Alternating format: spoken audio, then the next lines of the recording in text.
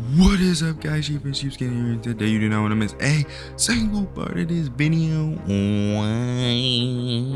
Because today we are not only going to be doing a top 10 list that you will not want to miss to get the best mantras in the whole entire game known as Deepwoken, but we will also be getting our get back on the guy who exposed me for being 3'9" Duncan Fife mirror tall, bro. So yeah, guys, let's just get straight up in this. So for number 10, we got Rocket Lance. Now, I don't know if you ever fought an Iron Sting user who used this correctly, but this thing comes out almost instantly with a move stack, flings you 10 miles away, and does 2 billion bars of damage. What more reasoning do you need to make a mantra good? For number 9, we got Needle Barrage.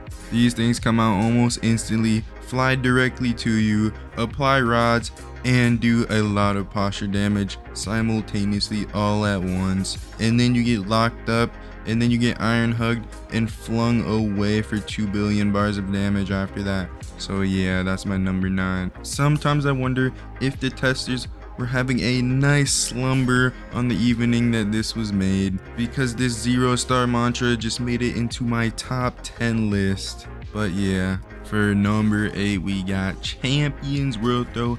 This mantra is a fast guard break that does 15% damage to like any build in the entire game. And then I think it comes with a card. If you press F, you can extend your combo a little bit, and you can almost land this a million times out of a million if you land a rising wind combo on them. So yeah, all of the guard break mantras make it into the top 10. They're just so useful, but this one has to be one of the worst ones out of the best, but it's still good as heck. For number 7, we got another guard break. We got Thunder Kick.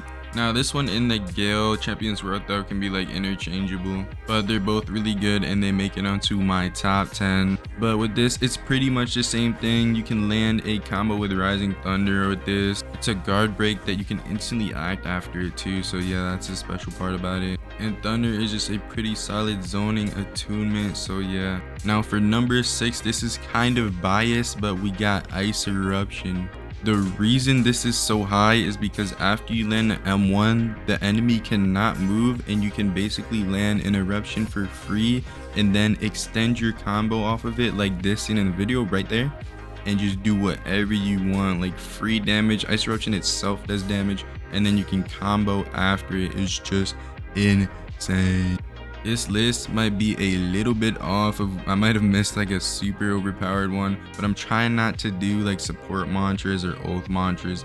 But yeah, so remember that. Let me know what mantras you think are super overpowered in the game and should have made it to the top 10 list. For number 5, we got Rising Shadow. This might be a weird pick for my number 5, but it is just really good when you land it, really good when you don't land it. It's just really good because when you don't land it, they have to press F, and it's really buggy. You can almost never predict when it's gonna hit your parry, so it's gonna hit your block, and then they could spam like a crit blade crit or something like that while it's coming at your block. And then if it does land, they get to do whatever they want to your flying corpse in the air. So yeah, Rising Shadow is my number 5. For my number 4, we got a similar move by the name of Shadebringer. Now when this mantra hits you, it does decent damage, but over time they just spam it. When you hit it, you hit your block, it does like 3 bars of posture each swing. Not one swing, but each swing. Almost unparryable if you just feint it, and it swings 3 times. If you see this thing, you're better off just trying to tap dancer it. If you don't have tap dancer, you're better off just eating some hits and then trying to parry it, because if you block this, you are dead. Now for number 3, we got Ice Smash. You can see a little bit of the bias coming in, but I'm gonna explain why Ice Smash is number 3. Because when you guard break them and it hits, they get block broken and you freeze them. And when you freeze them, you can do whatever you want. My favorite thing to do is use Ice Eruption after M1, and that's 2 free true combo damages that they cannot block parry dodge, but they can vent it. And on top of that, Ice Smash itself does like a bar to everyone I landed on. I can move stack it with my crit for unavoidable damage, and it's just overpowered.